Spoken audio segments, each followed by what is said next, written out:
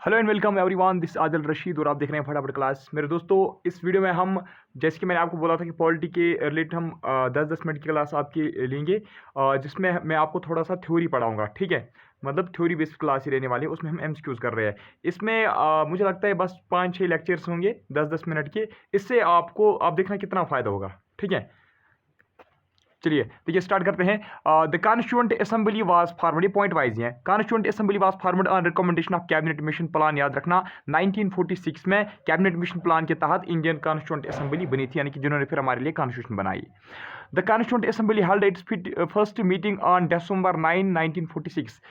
Constituent assembly जो है इनकी जो पहली मीटिंग हुई वो कब हुई? 9 दिसंबर 1946 को इनकी पहली मीटिंग हुई। ठीक है, डॉक्टर सकी धनादन सिन्हा जो है, याद रख लीजिएगा मेरे दोस्तों, डॉक्टर सकी धनादन सिन्हा जो है he was oldest member of constituent assembly. ठीक है, वो ओल्डेस्ट मेंबर था कॉन्स्टिट्यूएंट असेंबली का, और फिर इसी को टेम्परेरी यानी कि इंटीरियम प्रेसिडेंट बनाया गया था इस कॉन्स्टिट्यूएंट असेंबली का। ठीक है, लेकिन फर्स्ट परमानेंट इलेक्टेड प्रेसिडेंट जो था इस कॉन्स्टिट्यूएंट असेंबली का वो था डॉक्टर राजेंद्र प्रसाद। ठीक है, पहले इंटीरियम प्रेसिडेंट किसको बनाया गया था? डॉक्टर सकी धनादन सिन्हा को। ठीक है, और वो सकी धनादन सिन्हा जी जो थे वो क्या थे? ओल्डेस्ट मेंबर थे इस असेंबली के। ठीक है, और doctor Rajendra Prasad was first elected president. ठीक है, और इसको इलेक्ट किसने किया था? इसी कॉन्स्टिट्यूएंट असेंबली ने डॉक्टर राजेंद्र प्रसाद को इलेक्ट किया था।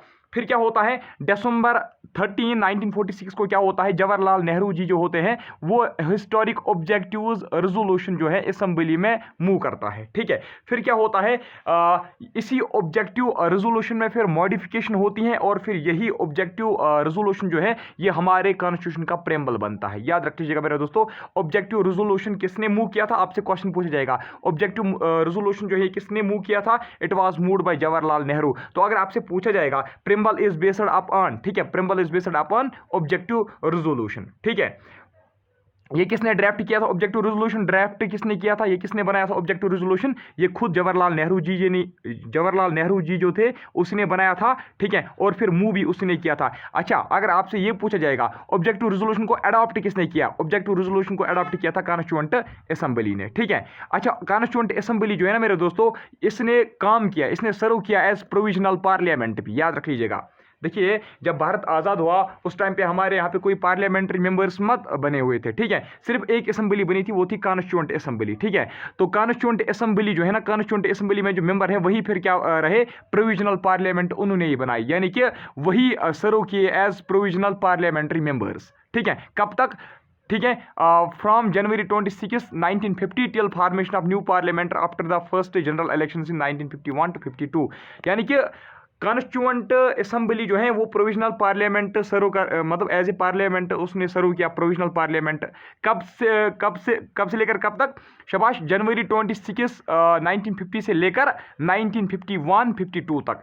फिर याद रख लीजिएगा, भारत में फर्स्ट जनरल इलेक्शंस कब हुए? भारत में फर्स्ट जनरल इलेक्शंस 1951 से लेकर 52 के बीच में हुए थे। फिर उसी टाइम एक क्या बनी थी? शाबाश, फर्स्ट इलेक्टेड पार्लियामेंट बनी थी। तब तक प्रोविजनल पार्लियामेंट प्रोविजनल पार्लियामेंट का काम किसने किया? कॉन्स्टिट्यूएंट असेंबली ने।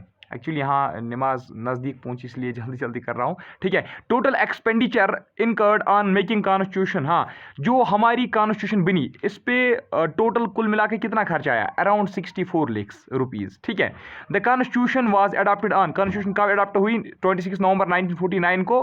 ठीक है, इसमें क्या था? जिस वक्त 26 नवंबर 1949 को कॉन्स्टिट्यूशन तैयार हुई तो उसमें उस टाइम पे 395 आर्टिकल्स थे, 8 शेड्यूल्स थे और 22 पार्ट्स थे। ठीक है, डॉक्टर भीमराव अंबेडकर साहब जो है he was known as chief architect of Indian constitution. ठीक है, डॉक्टर भीमराव अंबेडकर साहब जो है उसी को कहा जाता था chief architect of Indian constitution. ये वाली थ्योरी आपको बहुत ज्यादा मदद करी, ये जो पीडीएफ मैंने बनाई ना ये बहुत ज्यादा मदद आपको करी, आप देखना। ठीक है, प्रेम बिहारी नारायण रायजादा, ठीक है, प्रेम बिहारी नारायण रायजादा जो है he was calligrapher of Indian constitution. यानी कि जो कैलीग्राफर था इंडियन कॉन्स्टिट्यूशन का वो कौन था? वो था प्रेम बिहारी नारायण रायजादा। ठीक है, और याद रख लीजिएगा जो हमारी ओरिजिनल कॉन्स्टिट्यूशन है ना that was hand written by Prem Bihari Narayan Raizada in italic style. ठीक है, इन फ्लोइंग इटैलिक स्टाइल, याद रख लीजिएगा।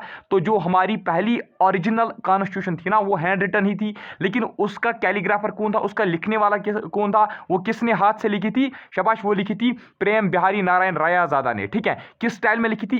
फ्लोइंग इटैलिक स्टाइल में लिखी थी। ठीक है, अच्छा, कॉन्स्टिट्यूशन ने अब फिर कौन कौन से फंक्शन किए याद रख लीजिएगा। देख लीजिए, उन्होंने मेंबरशिप, ठीक है, कॉमनवेल्थ की मेंबरशिप इन्होंने साइन की कब, मई 1949 में, याद रख लीजिएगा। इट रेटिफाइड यानी कि इट साइनड, ठीक है, इट गिव कंसेंट, ठीक है, it signed India's membership of Commonwealth in May 1949। किसने किया, कॉन्स्टिट्यूएंट असेंबली ने। कॉन्स्टिट्यूएंट असेंबली ने नेशनल फ्लैग भी अडॉप्ट किया, कब किया, 22 जुलाई 1947 को। कॉन्स्टिट्यूएंट असेंबली ने नेशनल एंथम भी अडॉप्ट किया, कब अडॉप्ट किया, 24 जनवरी 1950 को। और कॉन्स्टिट्यूएंट असेंबली जो है इन्होंने नेशनल सॉन्ग भी अडॉप्ट किया, कब, 24 जनवरी 1950 को। और याद रख लीजिएगा, ये जो कॉन्स्टिट्यूएंट असेंबली है मेरे दोस्तों, इसी कॉन्स्टिट्यूएंट असेंबली ने क्या किया, इन्होंने डॉक्टर राजेंद्र प्रसाद साहब को क्या किया, इलेक्ट किया as first president of India on 24 जनवरी 1950 को ही उसको भी इन्होंने क्या किया, elect as first president of India. मैंने आपको ये भी बताया था कि कॉन्स्टिट्यूएंट असेंबली जो है इन्होंने कुछ मेजर कमिटीज बनाई, हर एक को अपना अपना काम दिया गया था। अगर हम बात करेंगे यूनियन पावर्स कमेटी की, देखिएगा मेरे दोस्तों, मेजर कमेटी जो इन्होंने बनाई उनके कुछ चेयरमैन भी हमें पढ़ने हैं। तो देख लीजिए, यूनियन पावर्स कमेटी का चेयरमैन कौन था, जवाहरलाल नेहरू, ठीक है।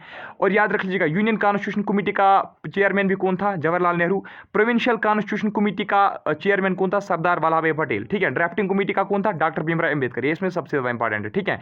रूल्स ऑफ प्रोसीजर कमेटी, इसका कौन चेयरमैन था, डॉक्टर राजेंद्र प्रसाद, ठीक है। स्टेट्स कमेटी, इसका कौन था, इसका था जवाहरलाल नेहरू जी, ठीक है। स्टीयरिंग कमेटी का कौन था, डॉक्टर राजेंद्र प्रसाद। इसमें ये जो है ना डॉक्टर राजेंद्र प्रसाद की स्टीयरिंग कमेटी और drafting committee of doctor Bhimrao Ambedkar, इसमें सबसे ज़्यादा इंपॉर्टेंट है। और यूनियन पावर्स कमेटी, ठीक है, ये सबसे ज़्यादा इंपॉर्टेंट है। अब हम पढ़ेंगे फीचर्स ऑफ कॉन्स्टिट्यूशन, ठीक है। इसमें आपको ये जो इसमें मैंने लिखा है ना, आपको पढ़ने की जरूरत नहीं है, ठीक है। मैं आपको ऐसे ही बताऊंगा, जहां पे मुझे लगेगा इंपॉर्टेंट है तो वो लाइन में आपको सुना दूंगा। देख लीजिए, कुछ फीचर्स, सेलेंट फीचर्स जो हमारी कॉन्स्टिट्यूशन में है, इंडियन कॉन्स्टिट्यूशन में, याद रख लीजिएगा। It is longest written constitution world में। अगर कोई लॉन्गेस्ट रिटन कॉन्स्टिट्यूशन है ना, जो बल्कि है, यानी कि बल्कि कॉन्स्टिट्यूशन जिसके सबसे ज्यादा पेज है, तो वो हमारी इंडियन कॉन्स्टिट्यूशन है, ठीक है। It's considered to be longest written constitution in the world, याद रख लीजिएगा। और इसमें क्या है, हमारी कॉन्स्टिट्यूशन में स्टेट्स के लिए अलग प्रोविजंस हैं, सेंटर के लिए अलग प्रोविजंस हैं, स्टेट्स और सेंटर के बीच में कौन से रिलेशन है उसके लिए अलग प्रोविजंस हैं, वो आपस में कैसे मतलब रिलेशनशिप रखेंगे उसके लिए अलग प्रोविजंस हैं, ठीक है। और याद रख लीजिएगा, हमारी जो कॉन्स्टिट्यूशन है ना, ये बारोड कॉन्स्टिट्यूशन भी है, ठीक है। इसमें कुछ फीचर जो है they are borrowed from foreign constitution. जैसे मैंने आपको बताया था, यूके से कुछ प्रोविजंस निकाले गए, कुछ ऑस्ट्रेलिया से, कुछ रशिया से, कुछ जापान से, कुछ कनाडा से फीचर्स लाए गए और अब हमारे इस कॉन्स्टिट्यूशन में एम्बेड किए गए, है ना। बताया था ना मैंने आपको, बारोड कॉन्स्टिट्यूशन है, ठीक है। और याद रख लीजिएगा, ये वाहिद ऐसी कॉन्स्टिट्यूशन है हमारी, मतलब कॉन्स्टिट्यूशन जो है ना, हमारी कॉन्स्टिट्यूशन ऐसी कॉन्स्टिट्यूशन है जो बोथ सेंटर और स्टेट्स को, ठीक है, के लिए एक ही कॉन्स्टिट्यूशन है। यानी कि सेंटर को भी यही कॉन्स्टिट्यूशन फॉलो करनी है, स्टेट को भी यही कॉन्स्टिट्यूशन फॉलो करनी है। बहुत सारी कंट्रीज ऐसी भी हैं, ये वाहिद ये मुझे मुंह से निकल गया, मतलब ऐसी, ये सिर्फ भारत ही नहीं है, भारत की कॉन्स्टिट्यूशन सिर्फ ऐसी नहीं है जिसमें मतलब कॉन्स्टिट्यूशन जो है वो सेंटर और स्टेट का एक ही कॉन्स्टिट्यूशन है। मतलब सेंटर को भी यही कॉन्स्टिट्यूशन फॉलो करना है, स्टेट को भी यही कॉन्स्टिट्यूशन फॉलो करना है। भारत में ऐसा है, लेकिन बाकी देशों में भी है, ठीक है, कुछ देशों में, ठीक। Unique blend of rigidity and flexibility, हाँ, यानी कि हमारी जो कॉन्स्टिट्यूशन है ये रिजिड है, क्या है, याद रख लीजिएगा, हमारी कॉन्स्टिट्यूशन जो है ये रिजिड है और फ्लेक्सिबल भी है। रिजिड भी है, फ्लेक्सिबल भी है। इसका मतलब क्या है, रिजिड का मतलब है कि इसको हम अमेंड नहीं कर सकते। फ्लेक्सिबल का मतलब क्या है, हाँ अमेंड कर सकते हैं, साथ में हम फ्लेक्सिबल कहते हैं। रिजिड का मतलब है कि इसको, ये बहुत ज्यादा स्ट्रांग है, ये बहुत ज्यादा हार्ड है, ठीक है। Hard in the sense, rigid in the sense कि इसको हम इजीली, ठीक है, इसको हम इजीली अमेंड नहीं कर सकते, इसमें हम इजीली चेंजेस नहीं ला सकते, ठीक है। उसके लिए प्रोसीजर्स हैं, अगर आपको कोई चेंज इसमें लानी है तो उसके लिए आपको एक बहुत लंबी प्रोसेस फॉलो करनी पड़ती है, ठीक है। फ्लेक्सिबल का मतलब क्या है, हाँ आप कर सकते हो, लेकिन मेहनत लगेगी, बहुत ज्यादा मेहनत लगेगी, बहुत लंबी प्रोसेस है उसके लिए, ठीक है। अच्छा देख लीजिए, आर्टिकल 368 हमारे कॉन्स्टिट्यूशन में एक आर्टिकल है, ठीक है, पार्ट XX में है, ठीक है। एक सेकेंड,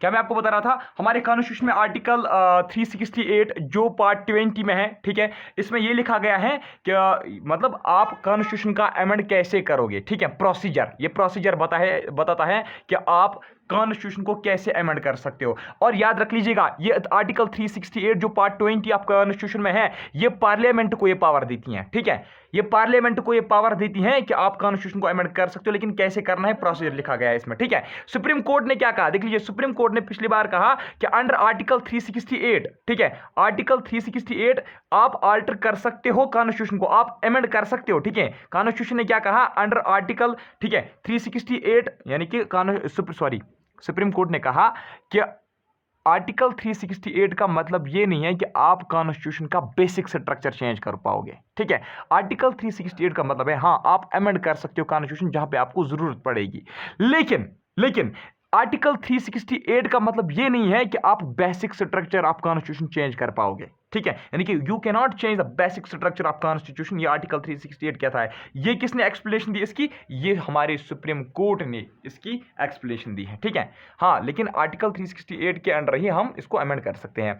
अब देख लीजिए 42nd अमेंडमेंट कब हुआ था, मैंने आपको बताया था कल भी, 1976 में जो 1976 में जो 42nd अमेंडमेंट एक्ट हुआ। ठीक है, तो उसको मिनी कॉन्स्टिट्यूशन भी कहा जाता है, यानी कि जो amendment act 42nd amendment act जो है जो 1976 में हुआ, उसको मिनी कॉन्स्टिट्यूशन भी कहा जाता है। क्यों उसको मिनी कॉन्स्टिट्यूशन कहा जाता है? क्योंकि उसमें बहुत ज्यादा क्या किए गए थे, शाबाश, इंपॉर्टेंट और बहुत ज्यादा चेंजेस लाए गए, इंपॉर्टेंट चेंजेस और बहुत ज्यादा चेंजेस लाए गए थे। ठीक है, बहुत सारे कॉन्स्टिट्यूशन के पार्ट्स में। ठीक है, इसलिए उसको मिनी कॉन्स्टिट्यूशन भी कहा जाता है। अच्छा, जो टर्म सोशलिस्ट, याद रख लीजिए कौन कौन सी टर्म है, सोशलिस्ट है, सेक्युलर है और इंटीग्रिटी है। ये जो तीन टर्म्स है ना, इसको प्रीम्बल में ऐड कब किया गया था? इसको प्रीम्बल ऑफ इंडियन कॉन्स्टिट्यूशन में ऐड कब किया गया था? 1976 में ही, under 42nd constitutional amendment act. यानी कि जब 42nd कॉन्स्टिट्यूशनल अमेंडमेंट एक्ट हुआ, उसी दिन वर्ड सोशलिस्ट, सेक्युलर और इंटीग्रिटी 1976 प्रीम्बल में ऐड किए गए थे। ठीक है, अब देख लीजिए, हमारी जो गवर्नमेंट है यहाँ पे, ये पार्लियामेंट्री सिस्टम ऑफ गवर्नमेंट है, यानी कि पार्लियामेंट हमारी क्या कंट्रोल करती है, किसकी फंक्शनिंग? काउंसिल ऑफ मिनिस्टर्स की फंक्शनिंग जो है वो पार्लियामेंट्री ही कंट्रोल करती है। इसलिए हम बोलते हैं हमारी गवर्नमेंट जो है that is parliamentary form of government. और याद रख लीजिएगा, इंडिया का जो पार्लियामेंट्री फॉर्म ऑफ गवर्नमेंट है, ठीक है, इंडिया में जो पार्लियामेंट्री फॉर्म ऑफ गवर्नमेंट है, इसके साथ साथ इंडिया को बाई कैमरल लेजिस्लेचर है। क्या है? इंडिया को बाई कैमरल लेजिस्लेचर है, यानी कि इंडिया में बाई कैमरल लेजिस्लेचर है, जिसमें 2 हाउसेज होते हैं, एक का नाम है लोकसभा और दूसरे का नाम है Rajya Sabha, that is upper house and lower house. ठीक है, तो कौन सा लेजिस्लेचर है यहाँ पे? By cameral legislature. और याद रख लीजिएगा, यहाँ पे इंडिया में क्या है? सिंगल सिटीजनशिप मिलती है। सिंगल सिटीजनशिप आप समझ रहे हैं क्या होता है? यानी कि जितने भी लोग इंडिया की टेरिटरी में रहते हैं, ठीक है, किसी भी स्टेट में, किसी भी यूनियन टेरिटरी में, उन सभी लोगों को क्या किया जाता है? सिंगल सिटीजनशिप प्रोवाइड की जाती है। ठीक है, इरेस्पेक्टिव ऑफ वो किस स्टेट में रहता है, वो किस टेरिटरी में रहता है, हर एक को मतलब जो है कॉमन सिटीजनशिप है, सिंगल सिटीजनशिप है। ठीक है, यूएसए में वैसा नहीं है, single citizenship. Indian constitution is federal. Indian constitution क्या है? फेडरल है। और इसमें आपको देखने को मिलेगा कि इंडिया में सेंट्रल गवर्नमेंट एक होती है और दूसरी होती है स्टेट गवर्नमेंट, यानी कि 2 लेवल्स ऑफ गवर्नमेंट है यहाँ पे, एक है सेंट्रल लेवल और दूसरी है स्टेट लेवल। ठीक है,